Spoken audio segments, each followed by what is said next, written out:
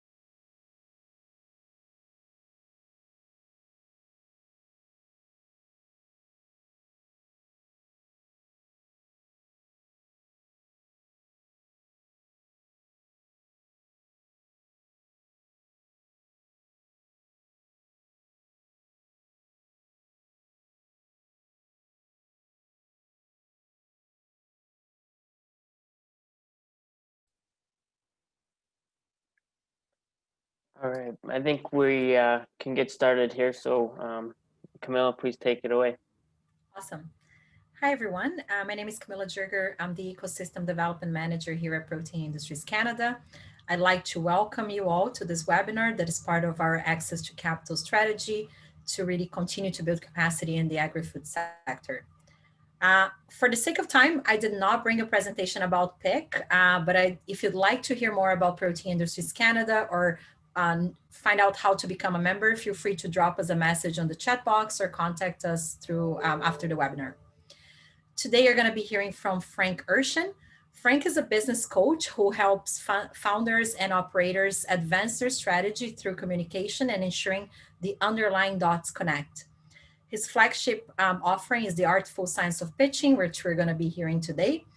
And he has used that with well over 1,000 companies from around the world. This summer, Frank helped some of our Protein Industries Canada's members in preparing for pitch to investor events. Before Frank starts his presentation, I'd like to pass on to Carson Sinclair, our program coordinator at PIC, and he will walk you through the webinar features. Thank you again and hope you enjoy the webinar. Great, thanks, Camilla. So as Camilla mentioned, my name is Carson Sinclair. I'm the program coordinator at Protein Industries Canada. I just want to walk you quickly through some of the features of Zoom webinar if you are new and unfamiliar with it. Firstly is if you have any sound or audio issues, there's a button on the bottom left of your screen. There's on the toolbar. You should be able to fix any audio settings down there. If you're having any issues with audio or any other technical issues, we ask that you use the chat feature, and you can message me directly, and I can try and help you troubleshoot some of the issues you're having.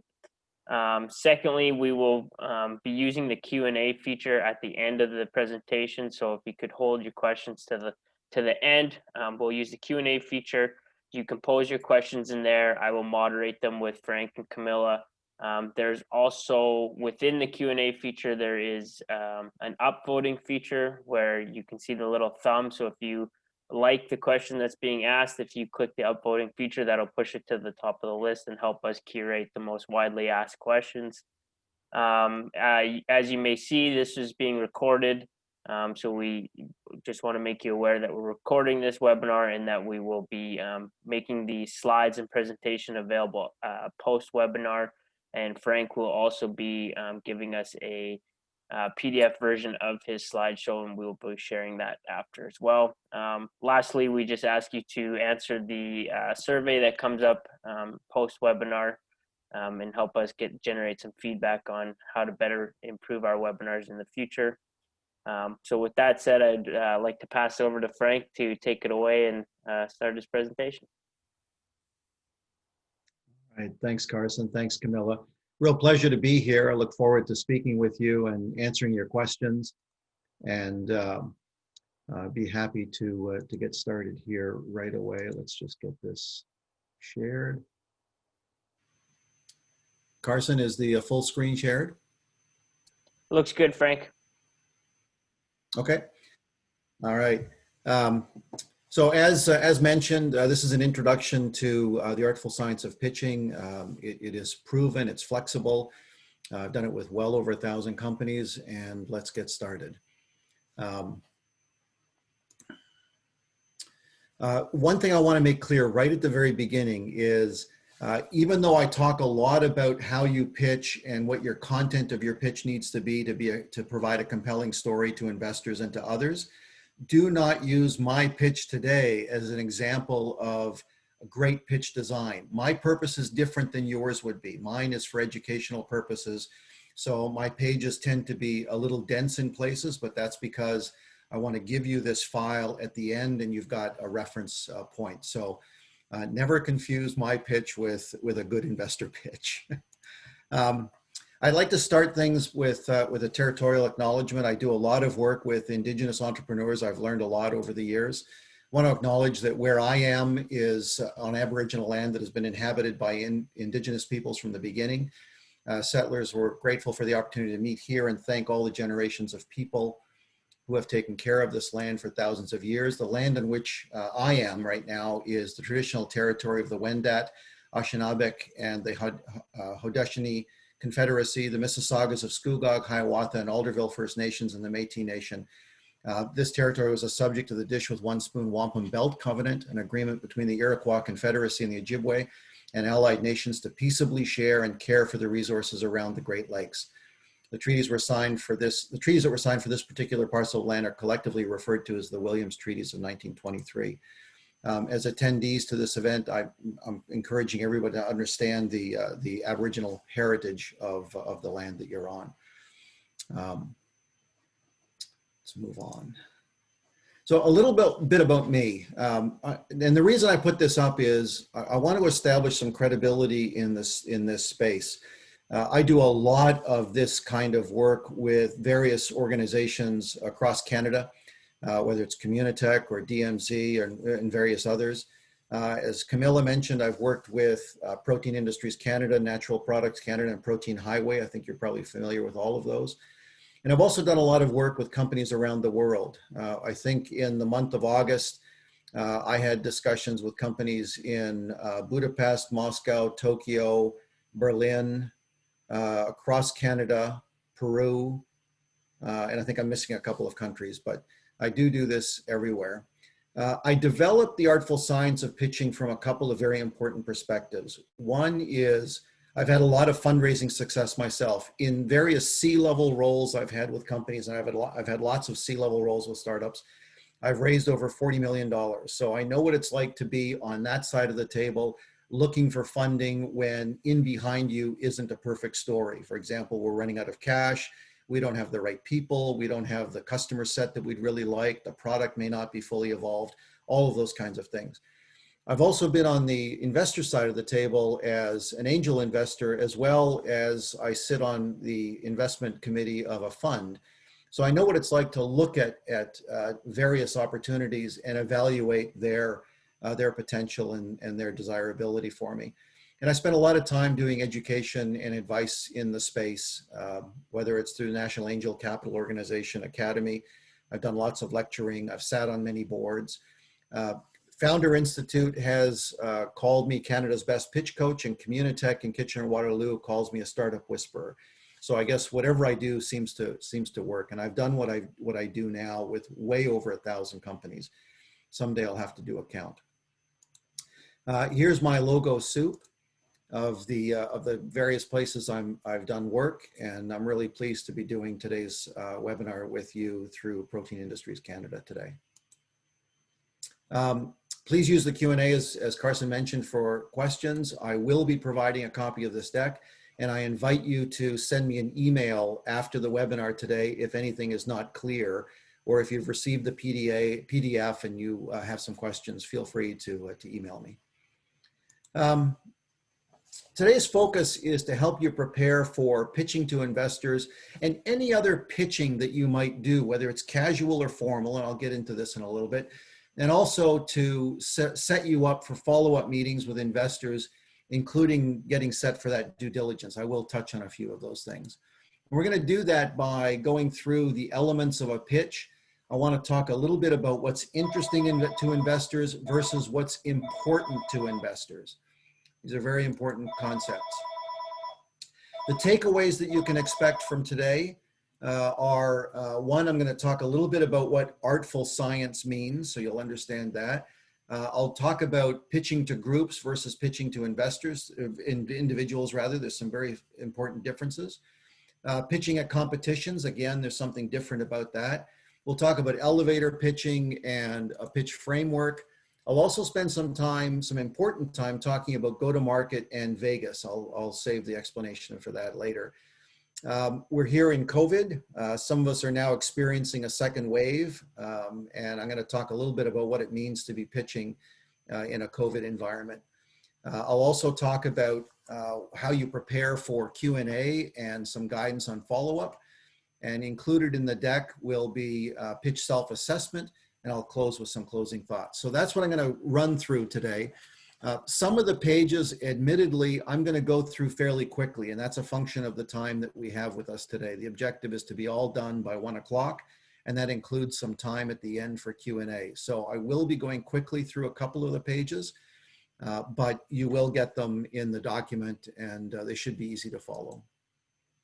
So I want to start by talking about artful versus science. What do I mean by the artful science of pitching?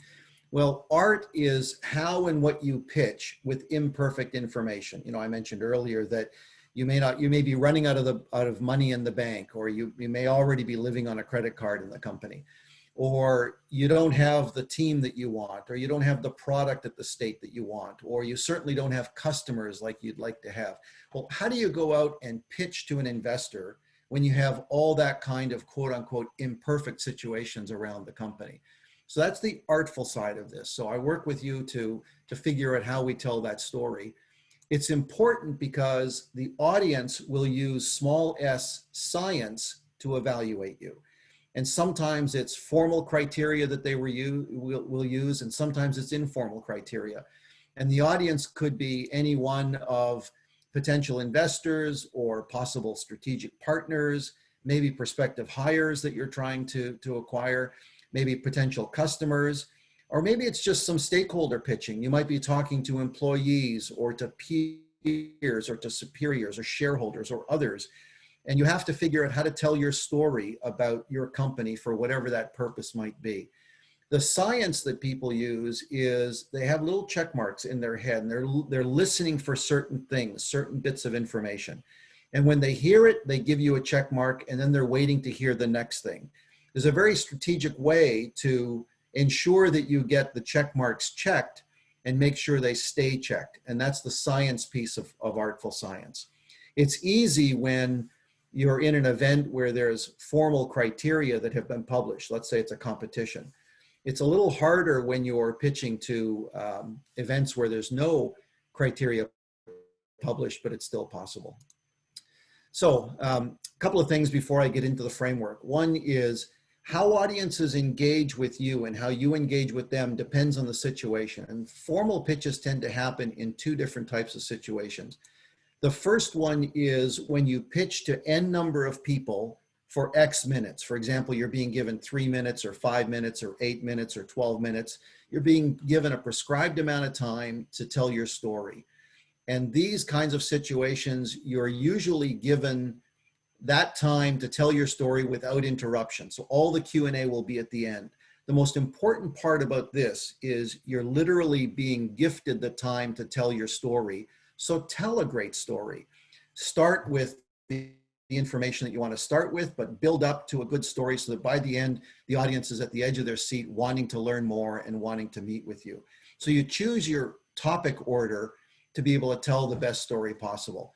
The contrast would be, you know, one-on-one meeting with investors, whether it's a VC or a couple of VCs or an angel or a couple of angels. They tend to be small meetings where they now own the room. And even if they say to you, oh, you have a pitch, we'll let you give the pitch and we'll save our questions till the end. 99 times out of 100, that session turns interactive very quickly because they can't help themselves but to ask questions because they literally own the room. So the trick there is, how do you provide key information quickly so that the dialogue becomes meaningful fast? And you want to get to the dialogue. You want to be interrupted in these kinds of meetings because now you're going to be talking about the things that are important to them. So there's some things that you have to think about in terms of making sure that you provide information up front versus trying to tell a story that might have a crescendo at the end or a crescendo in the middle. It's a very different kind of beast. So think of it as interactive versus uninterrupted, and it'll help you design your pitches. I want to talk a bit about what a pitch objective would be. And the pitch is about influencing behavior, which means if you're talking to investors or potential partners, it's about that next meeting.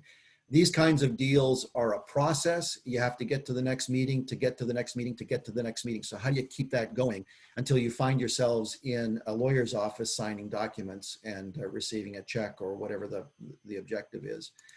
Alternatively, pitching to potential customers, it's all about the opportunity to understand their needs and convince them of the next steps, whether it's another meeting, or is it a pilot, or can you sign on the dotted line now, or ready to go?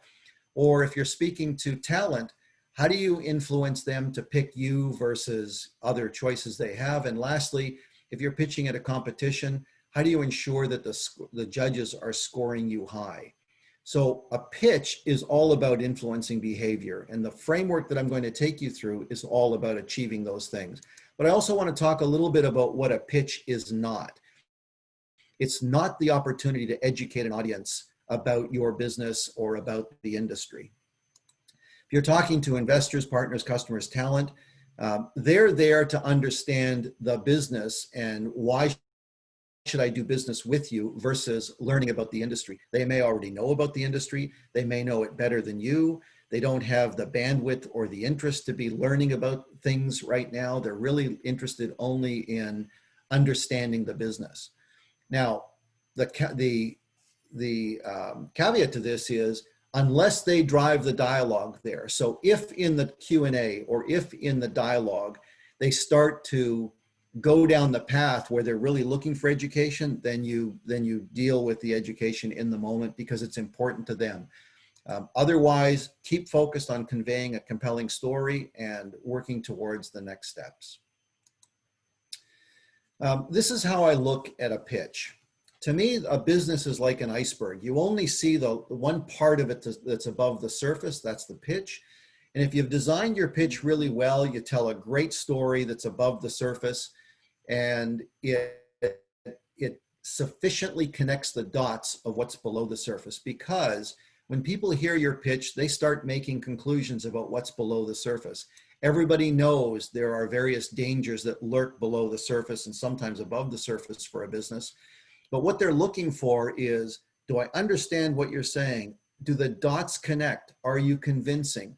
So even if, it's not if, even when there are these kinds of dangers that lurk, as long as you can tell a convincing story and it's clear that the dots are connecting, you're going to get people to pay attention to you.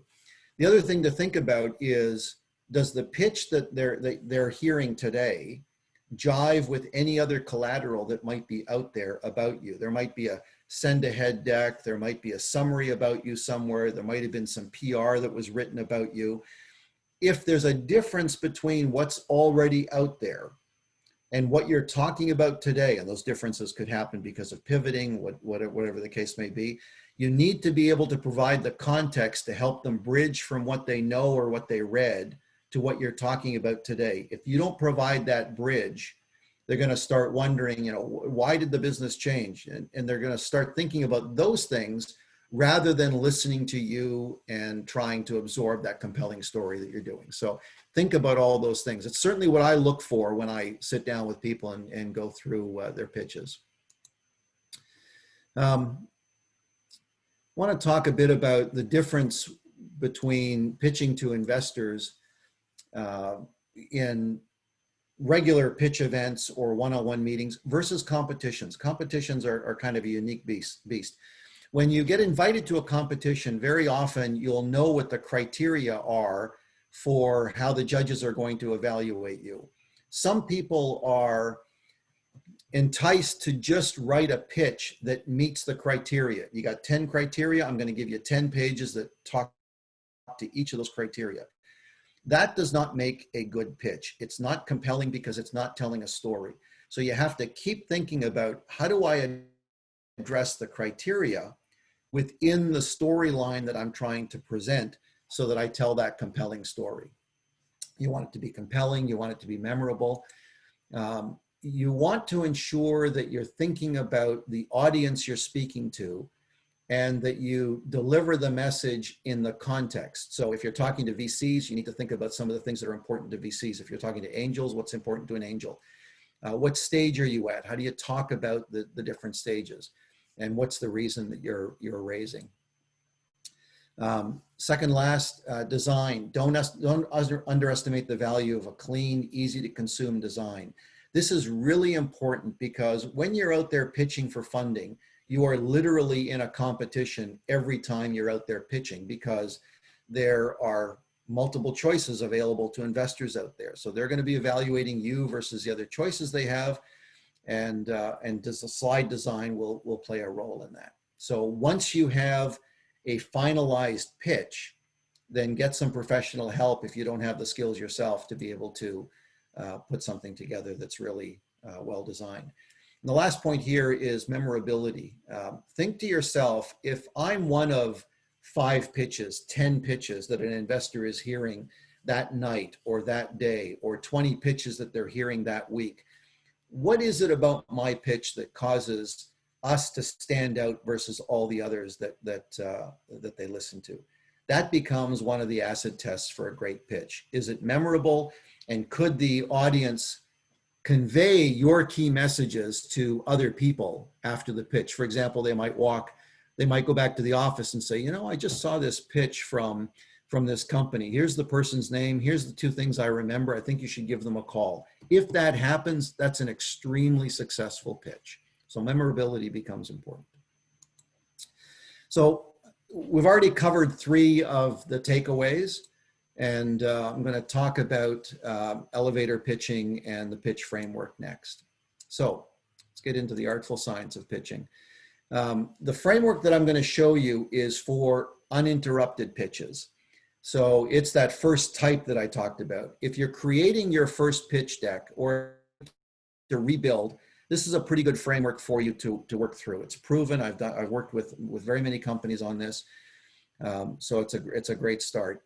When you have the opportunity to pitch in a one-on-one setting, you can take the pitch that you create for the uninterrupted pitch opportunity and reorganize it to be able to use it for interactive or conversational pitches.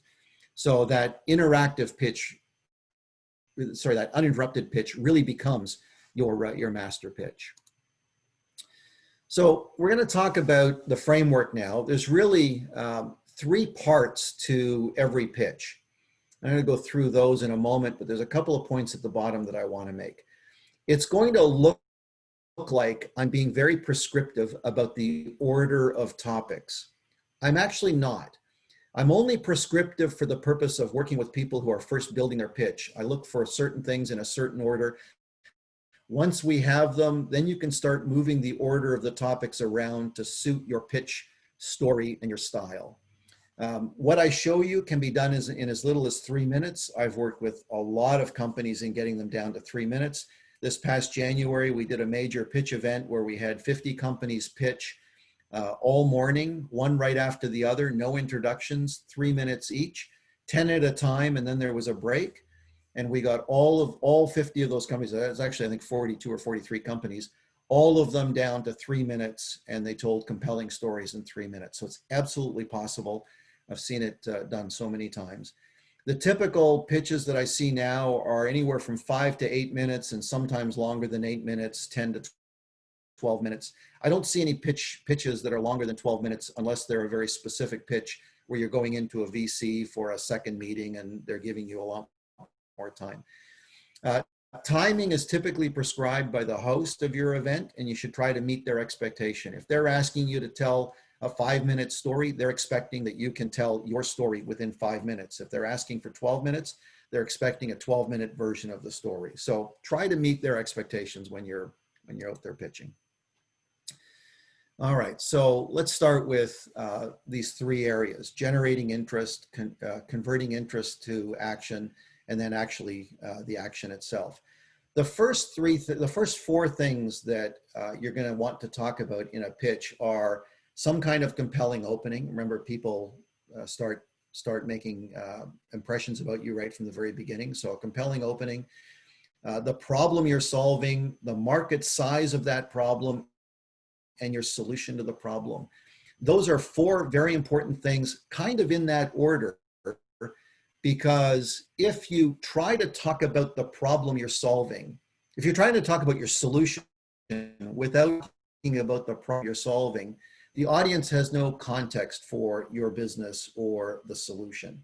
I've seen very many pitches where right at the start of the pitch, people launch into the solution.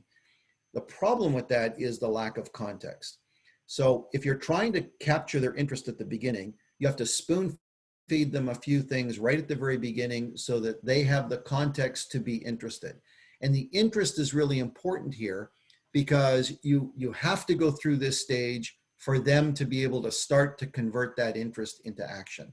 So what's the size of the problem? How big is it in the world, and what's your solution? I'm going to talk about all of these in more detail one by one in a moment. If you don't provide that context, it's a recipe for attention loss, and we don't want that. So following these 4 things, we can then start to talk about the competitive differentiation. Very important point here. You can talk about competitive differentiation now, or you could actually save it until later in the pitch. It all depends on how it fits in your story. We'll talk more about that in a moment.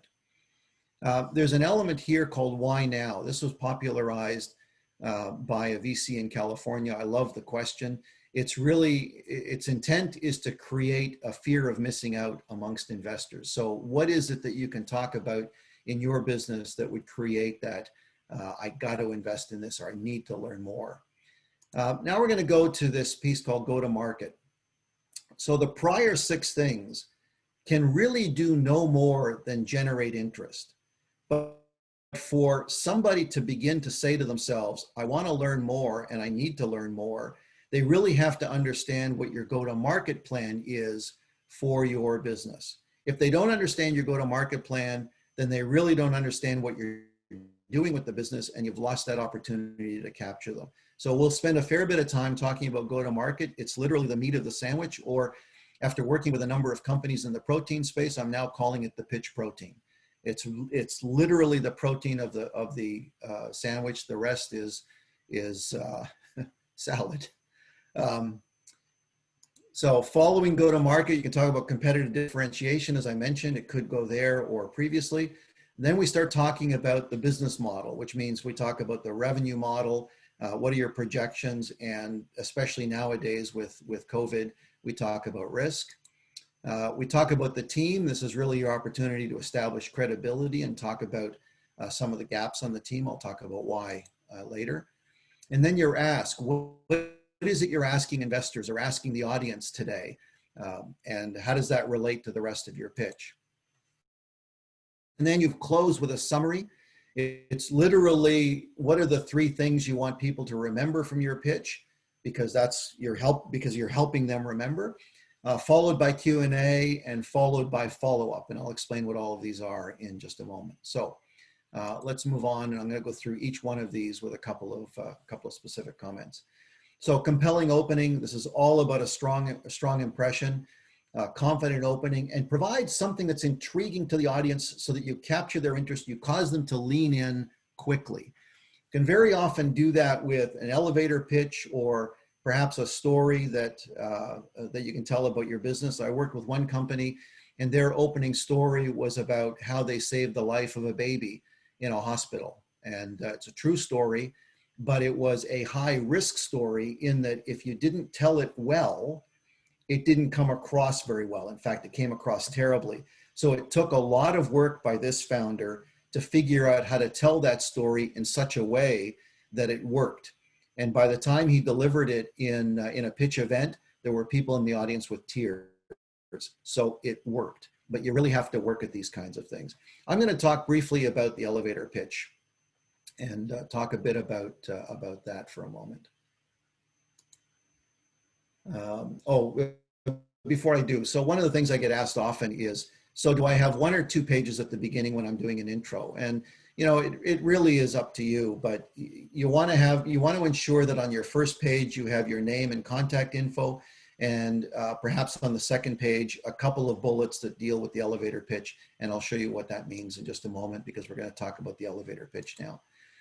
The elevator pitch is important at the beginning because it sets the context for the audience.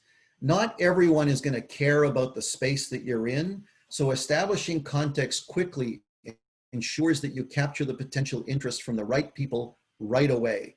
And the elevator pitch is not meant to be a recap of the rest of your pitch. It's meant to grab attention.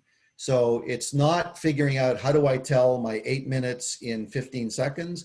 It's about, what can I say to cause somebody to say, ooh, like, I need to listen to this. I'm going to give you an example. This is a real example, or pretty close to a real example, that I had years ago. The setup here is that a person named Pat walks onto an elevator and sees a person, someone on their list of potential investors. The potential investor presses the button for the 45th floor, so Pat now knows that there's time for an introduction. Pat makes the first move, and the potential investor responds, "Good to meet you, Pat. Tell me about your business." And this is what Pat says. Actually, I've been hoping to run into you. We've developed an optimally sized, open and standards compliant operating system for the Class A compatible and Class B microprocessor units found in low-end intelligent enabled device appliances. I literally heard an elevator pitch that was pretty close to this. And after hearing this, the potential investor starts pressing the next available floor to get off the elevator, right? Because it's like, it's way overwhelming. So why would they start to do this? Well, there's several things. One is, the elevator pitch is one long sentence. I get fatigued just listening to it. And when you write these sentences on a piece of paper, you know where the commas go, but the commas aren't visible, quote unquote, visible or evident to somebody listening to your elevator pitch. So all they hear is a long jumble of words.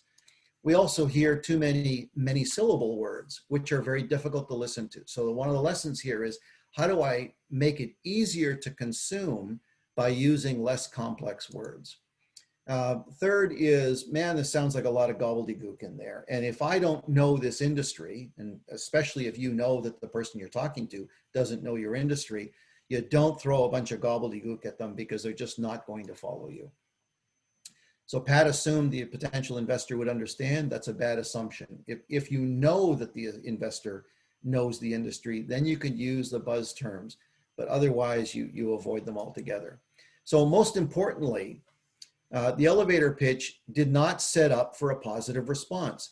You're almost in complete control over getting a positive response from somebody when you give them your 10 to 15 second elevator pitch, whether you're on an elevator or seeing them in a mall, or you're at a cocktail party, or you run into them on the street. Literally, those 10 to 15 seconds will determine whether or not they give a negative response or a positive response. For example, let's say that I had an application for finding cheap hotel rooms.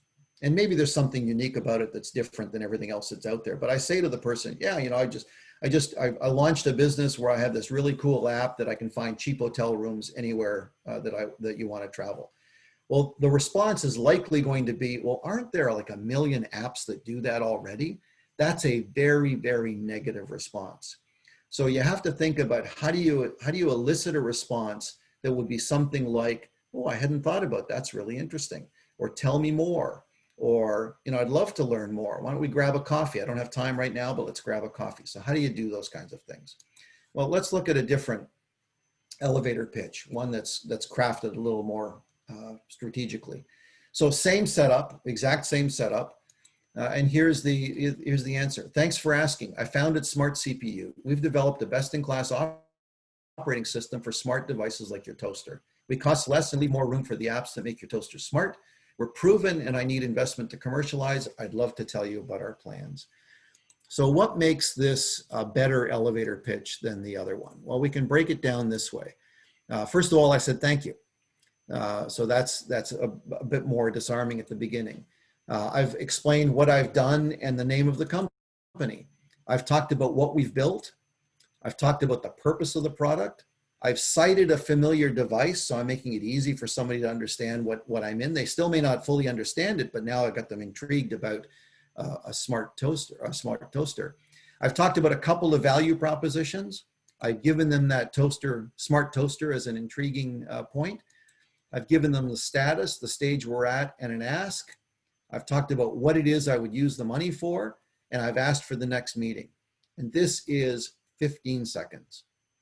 So when you're thinking about your pitch for purposes like getting on an elevator, running into a person on the street, being at a cocktail, think about 30 to 40 words, give or take, that would explain what it is that you're doing. Use short sentences, don't use a lot of syllables, and create something that creates the intrigue, or write something that creates the intrigue and causes them to say something positive.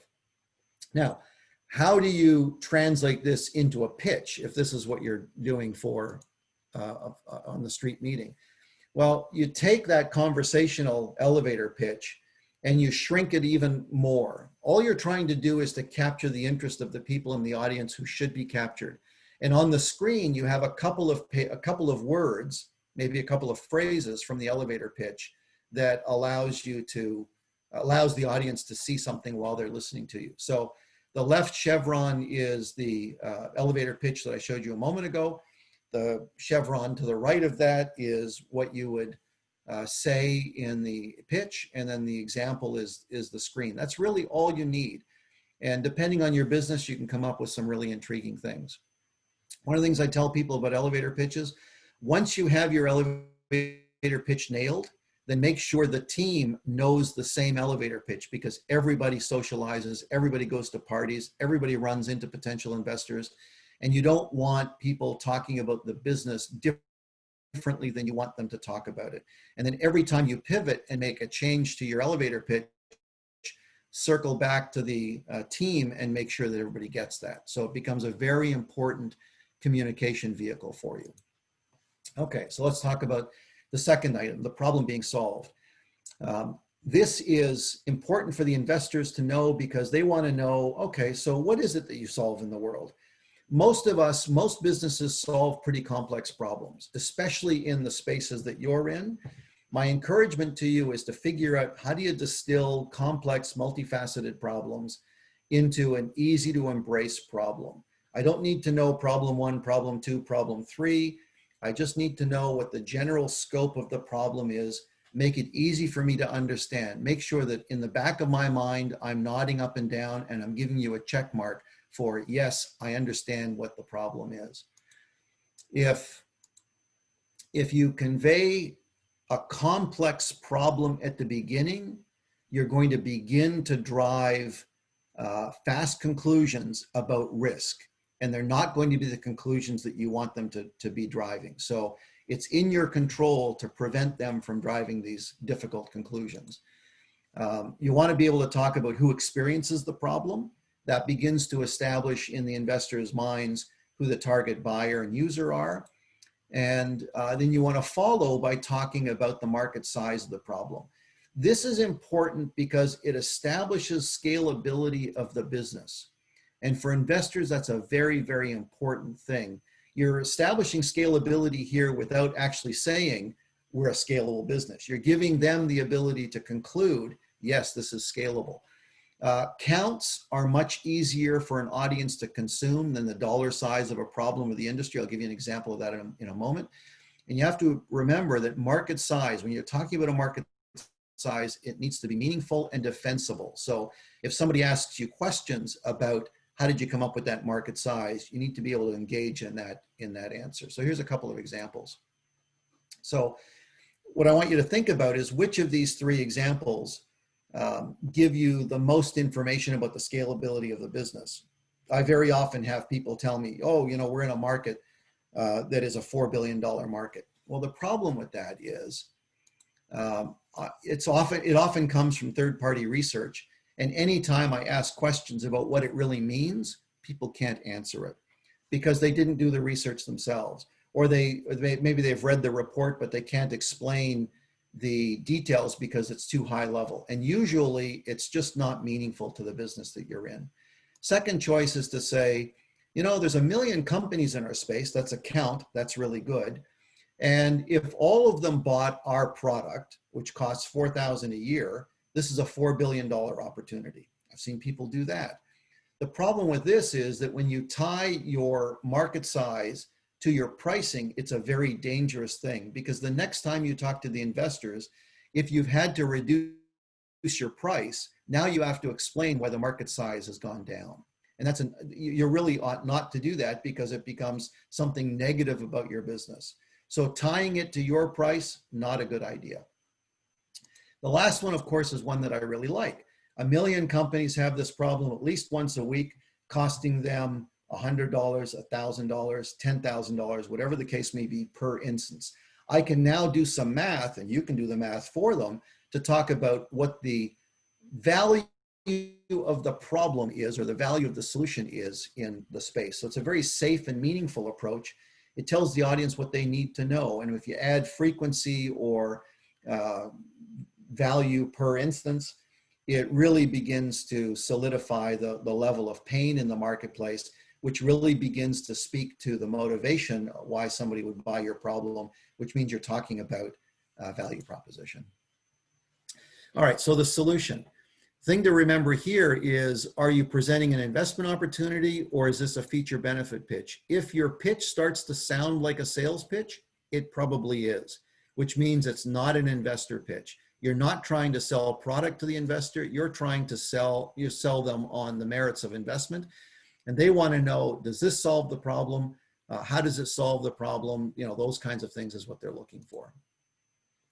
And they're particularly trying to hear for what's the value proposition? What is it about what you offer that somebody would, that would cause somebody to buy your solution versus other options, which is why it might sometimes be a good bridge into competitive differentiation. You could talk about your competitive differentiation here because it follows on the value proposition, or it might make sense to talk about it after go to market, because then you can talk about, you know, once we're in the market, here's who we face and here's how we're going to beat them. Competitive differentiation, it's all about, you know, why would somebody choose you? There's a couple of different methods for this. There's an N by N matrix, or 2 by 2 matrix, or a feature table, and a Venn diagram. Let's look at them real quickly. If you're using a Venn diagram, and I've seen people say, you know, this is us in the middle and we do all these things that only parts of other companies do. The problem with this approach is you have to make sure that you can defend yourself in this kind of diagram, because it starts to look like you're surrounded by very deep pocketed threats. So if that's the case, then you need to be able to think about whether or not that's the right way to do it. You could use a comparison table or an N by N matrix, like a 2 by 2 matrix. With those, it's very important for ensuring that the axes and the features are meaningful. You don't want to be caught into a situation where somebody comes to you and says, yeah, I saw your comparison table, your N by N matrix, but you know, it looks to me like you chose the criteria just for the purpose of you looking good, as opposed to a good objective view of the industry that you're in. So that level of transparency and trust becomes really important. The next one is why now? And there's a number of different things that could be used for why now. The best why now is you've got a whole bunch of traction going and you need funding to be able to put fuel on the fire. Maybe you have to buy inventory. Maybe you have to buy a second plant to be able to meet capacity. Maybe you have sales that are not being fulfilled because you don't have the capacity. Those are great why now stories. Another good why now story is that you're on the bleeding or leading edge of something and you're going to be first to market. You're in a race and you're in a good position. That's pretty good. Other good, reasonably good why now stories have to do with regulatory changes. Maybe you're riding a wave. Maybe it's COVID that's driving it, you know, those kinds of things. And the weakest is insights from deep market research. Could be original research, could be third-party research. It can work, but it's typically not as strong as the other ones. And the caution I give you is if you can't come up with a compelling why now, then don't try to address why now in the pitch, because it'll quickly turn into a why no. It just won't sound as strong as you hope it would. All right, let's go to market, right? Those 6 things really do no more than generate interest. What they really came to hear is your go to market, but they can't hear go to market without understanding the first 6 things. So that's why it's important to cover those. So go to market. I use a framework called Vegas, which stands for validate, enter, grow, and scale up, to be able to talk about your go to market. It tells the story about how you will or did validate that your product is good for the market and people will buy it. It tells the story about how you did or will enter the market, your first market, commercially. It tells the story about how you plan to grow the business from there. And it tells the story about that you want to tell regarding scale up. Like, how do you get to rapid growth? What might the results be to date if you're already in that stage? In the document you're going to get is this page, which gives you a little more detail about what I mean by Vegas. I'm not going to go through this now because it's there for you to read, but it's literally validate the product, launch the business or enter, grow the business, and scale up the business. And you need to be able to tell the story around those 4 kinds of things. There's a way to do this graphically, and it's quite simply a graphic that shows up and to the right, where you talk about here's how we did validation, with whom, where, and how. Here, and by the way, you keep notes for yourself for talking points about what do you think you're going to learn from validation and how does that affect scaling? Because at the end of the day, scaling is where you really need to go. Then your market launch or your entry, then your grow, and that positions you for your scale story. So blue boxes here are what you'd actually have in your screen. The gray is just for information between you and me. This is what your screen could look like. It might look like this. What's interesting is it's a very flexible framework that allows you to layer on other information, such as here's the money we raised to get through validation. Here's how much we're looking for to get through entry. You could use this in all different kinds of ways. I'm just going to give you a really quick snapshot for examples that I mean by this. You could layer on funding requirements. You could layer on your product roadmap. You could layer on your sales strategies. You could layer on your manufacturing plans. And if you do all of this in a certain way, and I have a workshop that deals with this, you can ultimately create a one-pager that basically talks about your business, your whole go-to-market strategy on one page. It's not something you would send to anybody as a send ahead or leave behind, but it is something that you might keep in your hip pocket, so that when you're meeting with somebody, you want to pull out a single page that really lays out your strategy. This could be it. But it really takes some work to be able to get there. And that's one of the things I do in other kinds of workshops. So that being the meat of your sandwich, now we're going to go to the last part, which is how do we lead to action? If you didn't talk about competitive differentiation earlier, now's the time you could do it. Number 9 is talking about your business model, which is really talking about revenue model, projections, and risk. So your revenue model is, how do we make money? Are we a one-time sale, or are we software as a service, or are we licensing, or what might that be? Some key measures and metrics that deal with projections. And by talking about these things, you're really demonstrating your grasp of the business, which really gives you credibility. Some of the things that investors are going to look for, if you happen to have a software as a service kind of business, or you've got something that gives you recurring revenue, then you better be talking the SaaS language, the software as a service language, things like annual recurring revenue, monthly recurring revenue, cost of acquiring a customer, lifetime value, and so on. You have to be able to talk about those things. If you're not talking about those things, the credibility won't be there.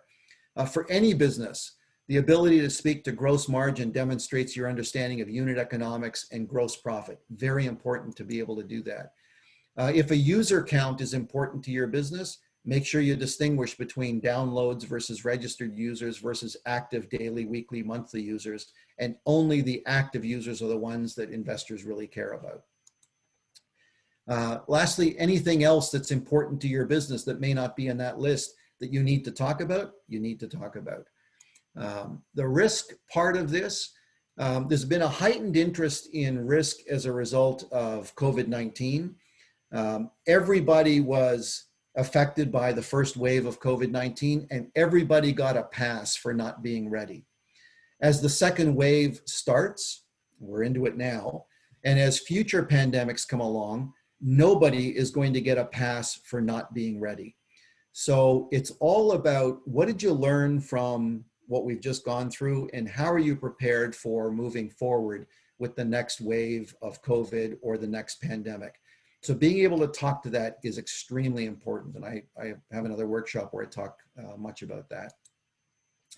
About projections for a moment, if you put up the proverbial hockey stick chart, which shows rapidly growing revenue as you get into scale up, be aware that people will be very interested in understanding how you get from one point of the graph to another. I'll tell you a very quick story.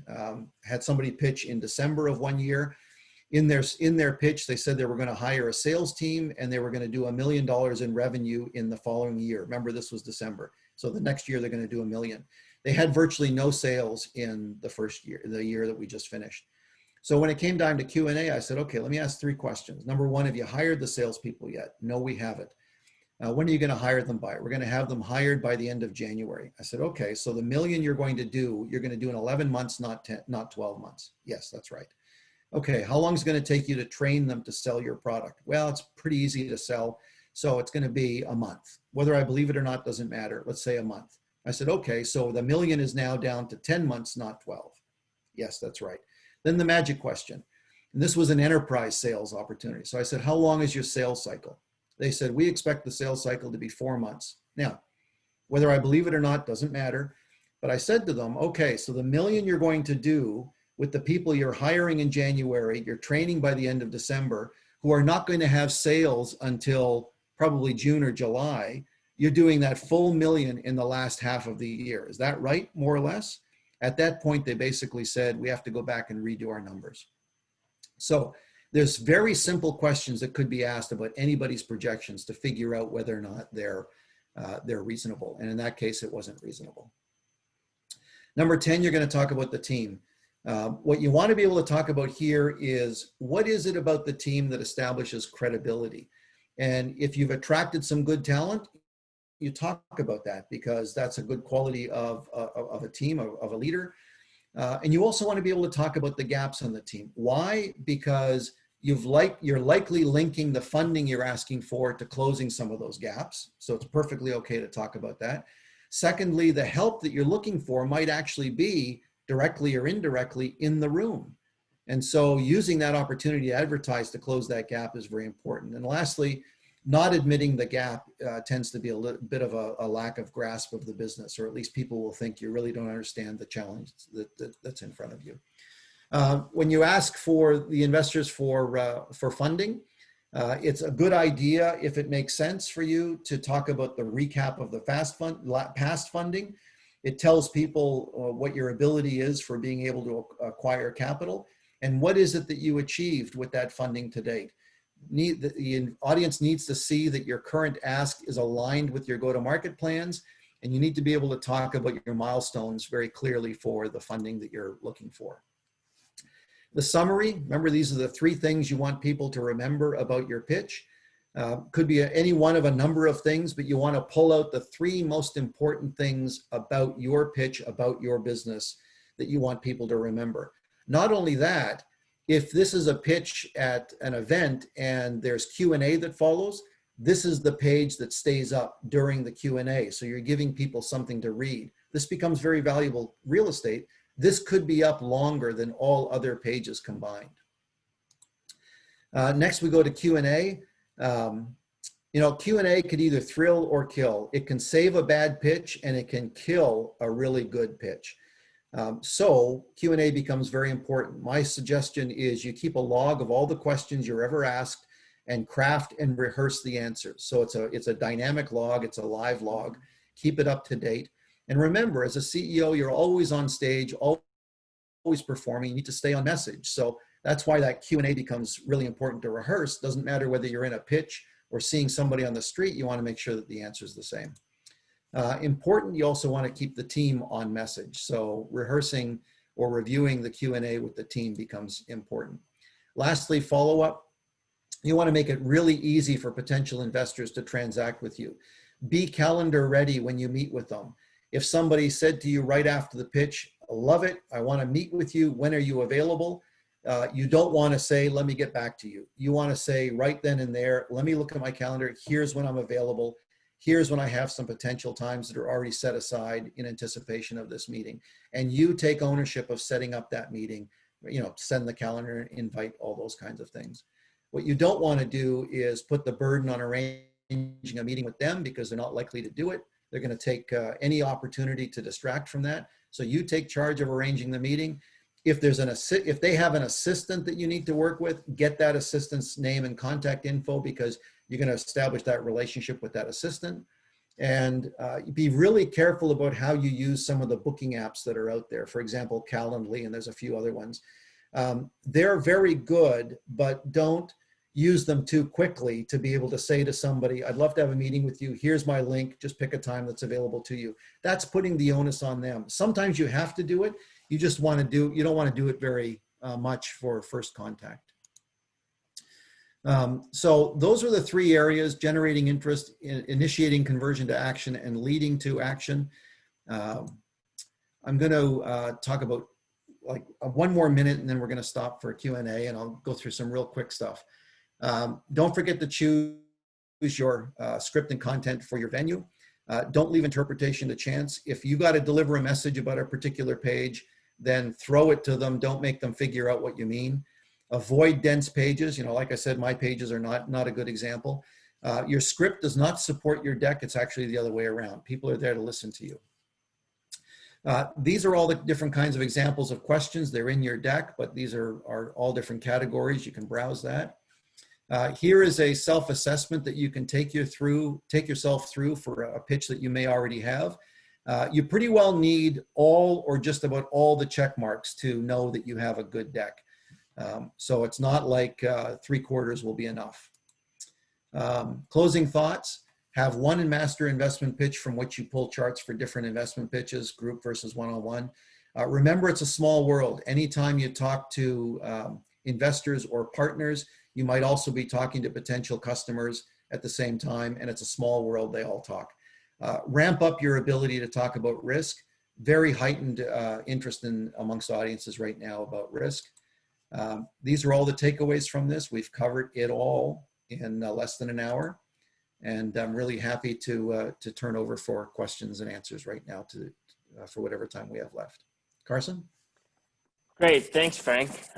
We really appreciate that insightful presentation. I've learned quite a bit myself today, so it's really good. We have a few minutes for questions. So anybody that has a question, please use the Q&A feature. I'll monitor it and ask Frank. To start us off, I have a couple here just to go through with you, Frank. You were talking early on about the different types of pitches, and one being an interactive pitch that you might get into, pitch meeting that you might get into.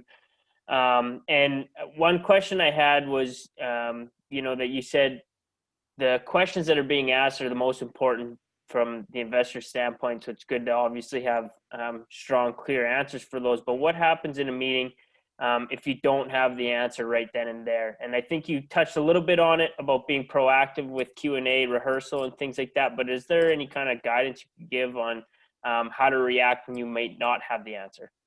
That's a great question. And so number one, don't make things up. And that sounds obvious, but I've literally seen people make things up in a pitch because they think they have to answer the question. And all that does is it sets up for trouble, right? Obviously. Don't be too hyperbolic about some of the things you're talking about. So it's a little different spin on making things up. 3, if you don't know the answer, or if it requires research, you be transparent about it. You say to them, that's a question we haven't fully explored yet. We're in the process of looking at it. I'd like to go back to my team. I'd like to go back to my partner, and we're going to look at that a little bit more. I'd like to get back to you. Can I have your email address so that I can get back to you? Right? So you turn it into an opportunity to capture some information from them as well. But it's perfectly okay to say, we don't have that answer yet. Now, where there's a potential downfall of that is if the question is an obvious question that you should know the answer to, then hopefully you won't be in that situation because you should have the answer, right? But your only choice is to say, we have to go back and look at it. Great, thanks. That makes a lot of sense, especially not coming up with an answer on the spot if you're not confident in it. Another question that I had was you were mentioning about making sure that your information is jiving with what's already out there, and you talked about you may be pivoting or something along those lines. So would you be able to maybe just give us a couple of quick measures on what you can do proactively to ensure that if you have pivoted, that you can make sure that your presentation and pitch will jive with any information out there? Sure, I'll give you two quick examples. So let's say you're in a pitch competition, and at the start of the pitch competition, you had to submit an application to the organizer, and the competition is, I don't know, a month away or 6 weeks away or 2 months away, and maybe it's part of a program. And during that time, you go through some kind of a pivot that alters what you originally said in the application.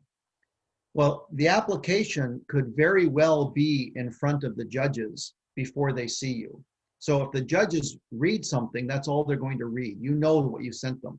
So at the start of your pitch, you might say something, or near the beginning of your pitch, you might say something like, one of the things we said in our application was ABC.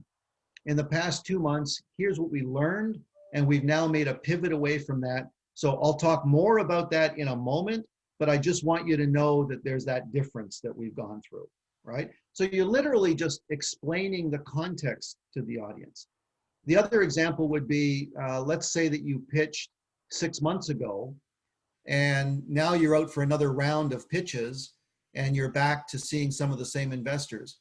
Well, if they saw you 6 months ago, their information about what you're doing is now 6 months old, or maybe a year old, whatever the case may be. So the best thing you could do is say, we were last here 6 months ago. Here are 3 things that happened in the 6 months that we've been here. And by doing that, you've not only closed that gap, you've created that bridge, you've also delivered some information about what you've accomplished. So use it as an opportunity to get some check marks.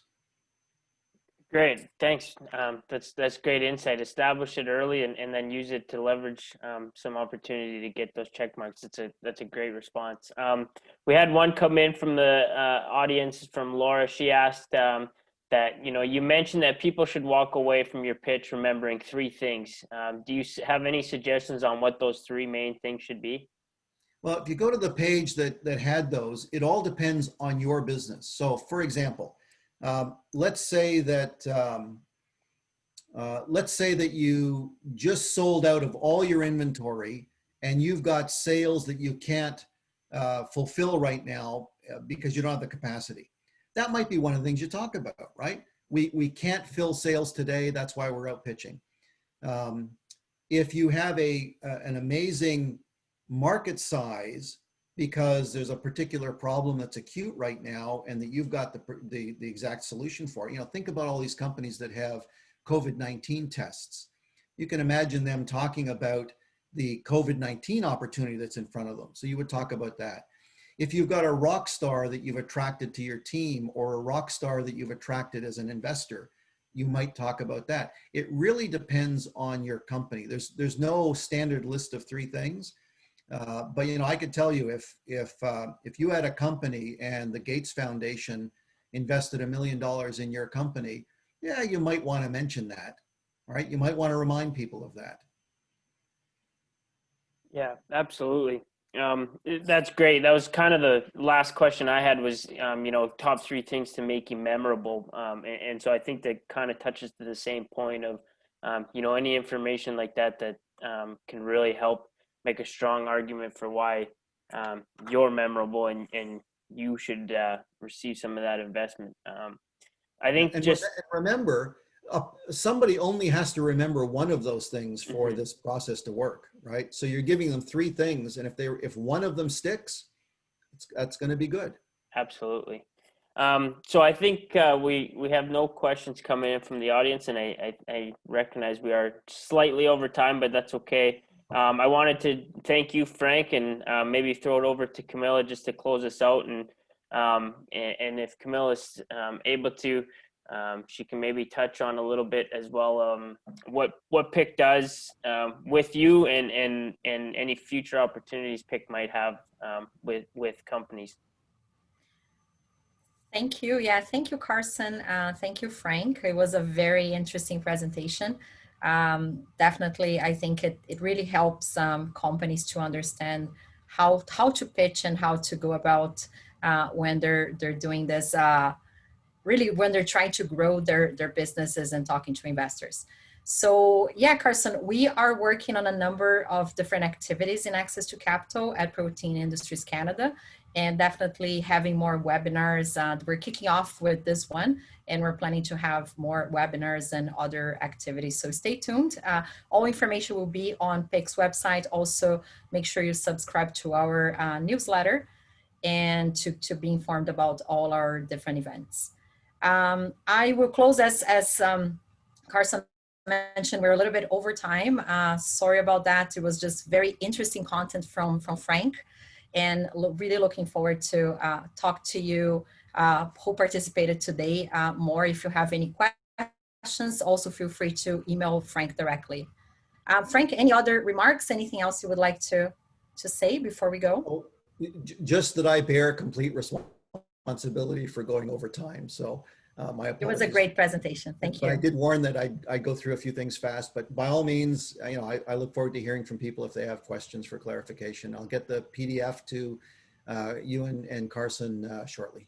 Yeah, we're gonna be sending the PDF, and also we're gonna be making it available, the recording of this session, if you would like to watch it again. So thank you, everyone. Have a great day. All right. Thanks. Bye, everybody. Bye. Thanks, everybody. Bye.